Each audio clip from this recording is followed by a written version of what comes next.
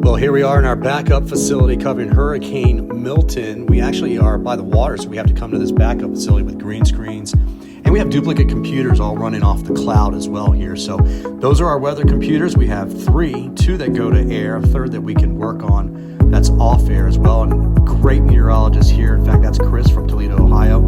This is amazing control room. Look at that, projectors up on the screens, and look at all the people there working to put the show on. It's incredible work that people are doing. These two guys here are part of the team that did it. Thank you so much for your work. Be safe out there in Tampa.